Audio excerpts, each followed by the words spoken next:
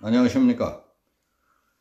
북한이 미묘한 시점에 또다시 단거리 탄도미사일을 쏘아 올렸습니다. 이번 발사체는 잠수함 발사 탄도미사일 SLBM으로 추정됩니다. 여기에 대해서 말씀드리겠습니다. 현재 워싱턴과 서울에서는 한미, 일본의 북핵 수석대표와 정보당국 수장이 만나는 등 문재인 대통령의 유엔 총회에서 다시 제안한 종전선언을 매개로 대북 대화 재개를 모색하고 있습니다. 20일 오늘부터는 서울국제항공우주산업전시회가 열립니다.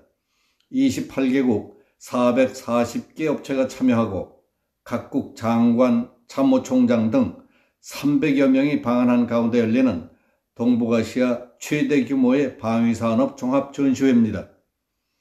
북한 김정은 국무위원장은 최근 우리의 방위산업 종합전시회에 해당하는 국방발전 전람회 개막식에 참석해서 문 대통령이 제안한 종전선언과 관련해 적대시 정책 철회를 말이 아닌 행동으로 보여줄 것을 공개적으로 요구한 바 있습니다. 문 대통령도 세계 시장에서 우리나라 방위 산업이 한 단계 더 도약하는 계기가 될 것으로 기대하는 이번 전시회에 참석해서 관련 메시지를 내놓을 것으로 보입니다. 이와 같은 상황에서 북한의 탄도미사일 발사는 종전선언 협상 테이블에 김정은을 이끌어내려는 문 대통령의 대북 메시지에 큰 제약을 줄 수밖에 없다고 보입니다. 그런 점에서 볼 때 유엔 안보리의 대북 제재 결의안을 또다시 위반한 이번 미사일 발사는 종전선언 협상을 고리로 모처럼 조성된 한반도 평화 프로세스를 위한 남북 대화 분위기에 찬물을 끼얹은 셈이라고 보입니다. 합동참모본부는 19일 10시 17분경 북한이 함경남도 신포동쪽 해상에서 동해상으로 발사한 SLBM으로 추정되는 미상의 단거리 탄도미사일 한 발을 포착했다고 발표했습니다. 신포는 북한이 잠수함 발사 탄도미사일 탑재가 가능한 잠수함을 건조 중인 장소입니다. 이번에 SLBM 시험 발사가 확인되면 2019년 수중 시험 발사 성공을 공개한 지 약 2년 만의 일입니다. 국가안전보장위원회 NSC 상임위원회에도 북한이 어제 오전에 쏘아 올린 발사체를 단거리 탄도미사일로 규정하고 이번 발사에 대해 깊은 유감을 표했습니다.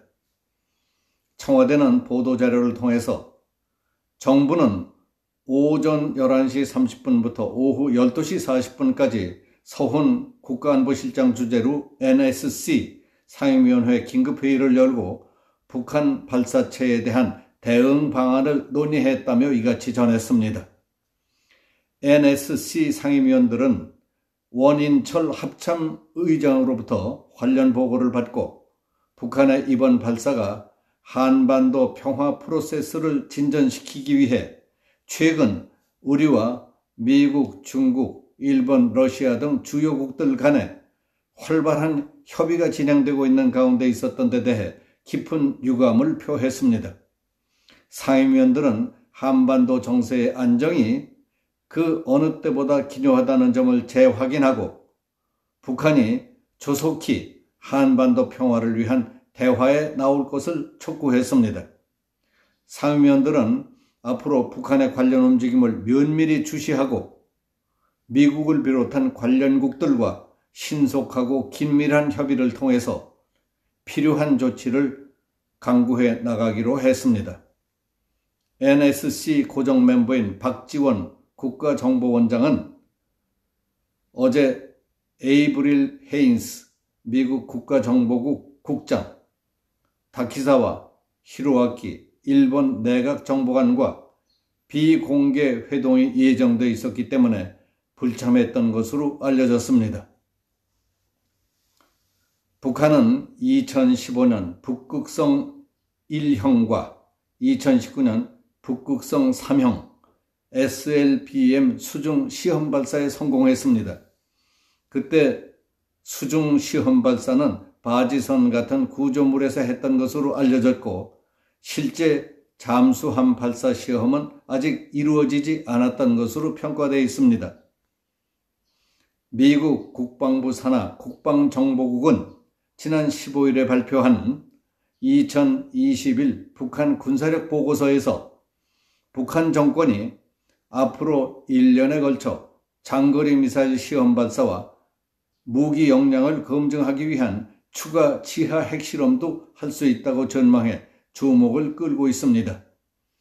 북한이 19일 어제 잠수함 발사 탄도미사일 SLBM으로 추정되는 탄도미사일을 발사한 것과 관련해서 북한이 남북 또는 북미 간 대화가 준비된 것으로 해석하는 견해도 있습니다.